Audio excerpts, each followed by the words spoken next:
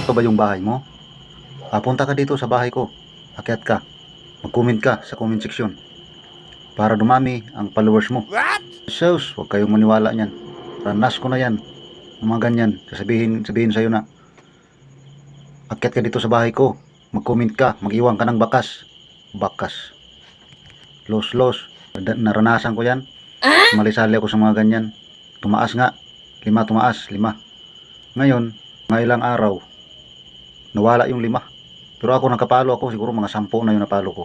Tingin ko, bawas yung ano ko. Bumawas yung followers ko. Umalis yung iba. Diba? Maniwala ka yan. Gumawa na lang kayo ng sarili nyong content. Yan ang maganda. Bawa kayong sarili nyong content. Sigurado yan. Pag maganda, maraming manonood sa inyo. Upload lang kayo ng upload. Sa Reels. Mag-upload. Mamonetize din kayo. Huwag kayong maniwala dun sa mga palo-palo na yan. Ranas ko na yan. Walang mangyayari dun sa buhay natin.